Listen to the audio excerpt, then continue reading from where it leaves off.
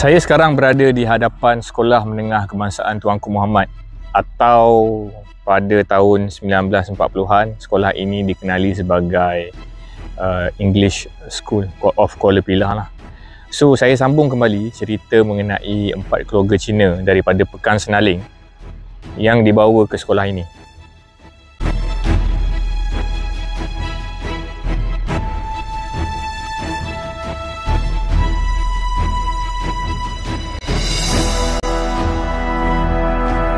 Sebelum saya sambung mengenai kisah yang terjadi terhadap 4 keluarga Cina yang dibawa daripada Pekan Senaling ke sekolah di belakang saya ingin ceritakan secara ringkas mengenai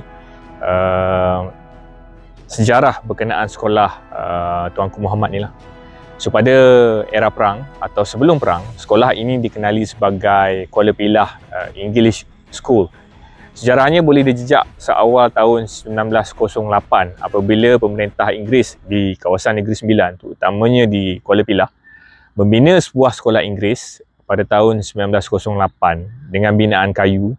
Kemudian ianya ditambah baik pada tahun 1918 dan bangunan tersebut digunakan sehingga ke hari ini.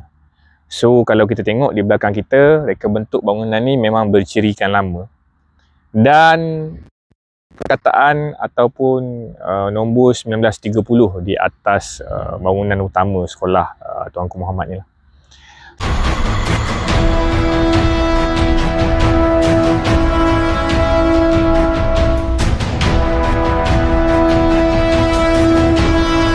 Sekolah di belakang saya mempunyai sejarah yang sangat menarik dan unik yang saya ingin kongsikan dengan anda semua.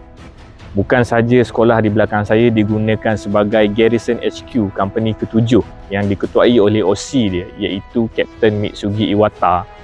Sekolah ini turut digunakan sebagai ibu pejabat Kempitai Tentera Jepun sewaktu pendudukan Tentera Jepun di kawasan Kuala Pilah ni lah.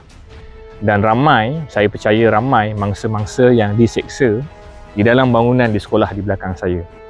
Selain daripada digunakan sebagai Garrison HQ Company ke-7 ataupun ibu pejabat Kempitai, sekolah ini turut digunakan sebagai kem tahanan sementara mereka-mereka yang disyaki menentang pendudukan Jepun di tanah Melayu. Serta ada satu fakta yang lebih menarik yang saya percaya tak semua orang tahu berkenaan sekolah ini. Mengikut sahabat saya yang bekerja di strike di bawah sebuah agensi penyelidikan pertahanan di Kementerian Pertahanan, beliau telah mendengar satu syarahan yang sangat menarik daripada Puan Marina binti Abdul Majid, seorang pensyarah daripada Universiti Kebangsaan Malaysia, iaitu Fakulti Sosial, menceritakan berkenaan penggunaan sekolah ini untuk tujuan penyelidikan senjata biologi Unit 9240 Tentera Jepun pada waktu itu. Dan sekolah ini turut digunakan sebagai pusat penternakan tikus makmal dan juga arnab untuk darah-darah binatang ini dituai dan dikumpulkan serta dibawa ke Saitama Prefecture untuk mencipta senjata biologi bagi kegunaan tentera Jepun di negara Jepun sekiranya tentera Amerika menyerang negara Jepun pada era perang tersebut. Saya sambung balik kisah berkenaan 4 keluarga Cina yang dikumpulkan dan dibawa ke sekolah ini daripada Pekan Senaling. Kesemuanya berjumlah 26 orang, termasuk kaum wanita dan juga kanak-kanak. So apabila 4 keluarga Cina tersebut dikumpulkan dan ditahan di sekolah ini, berita mengenai penahanan mereka terus tersebar.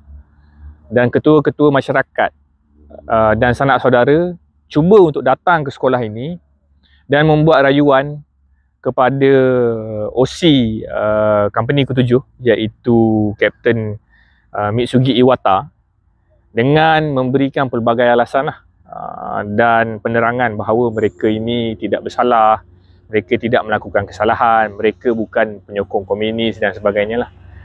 Tetapi malang sekali, daripada 26 orang yang ditahan pada 10 Mac 1942 tu, hanya 2 sahaja yang dilepaskan. Manakala 24 yang lain telah diikat tangan ke belakang dalam satu kumpulan, 3 orang satu kumpulan, diikat secara berantai dan diarak ke satu kawasan di belakang sekolah ini. So sekarang ini kawasan di belakang sekolah ini telah dibina bangunan baru lah.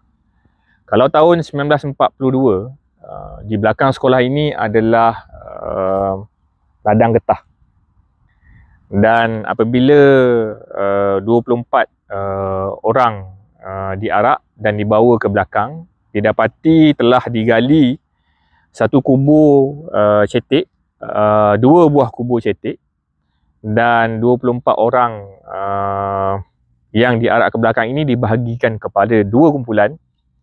Mereka diletakkan melutut di tepi lubang ini dan arahan oleh Kapten Mitsugi Iwata dikeluarkan, dan anggota tentera Jepun Company ke-7 yang mengiringi penduduk Cina atau orang-orang Cina berjumlah 24 orang di belakang sekolah ini itu terus menghunus bayonet membunuh orang-orang Cina tersebut lah.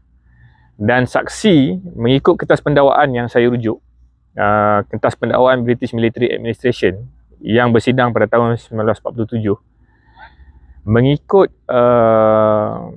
keterangan saksi, Kapten Mitsugi Iwata sendiri telah mengeluarkan pedang katana dia untuk memancung mangsa tanpa belas kasihan.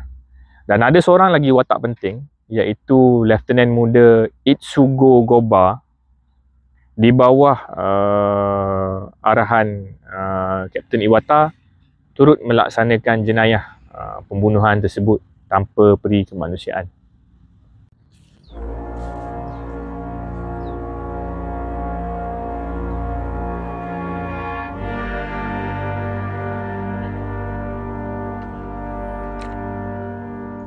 Mayat-mayat mangsa pembunuhan kejam tentera Jepun di belakang sekolah ini pada 10 Mac 1942 hanya ditemui 2-3 hari selepas kejadian berlaku oleh penduduk tempatan yang pergi, dan mayat-mayat ini dikambus secara sambil lewa lah. Ada mayat-mayat yang dilihat tidak ditanam sepenuhnya.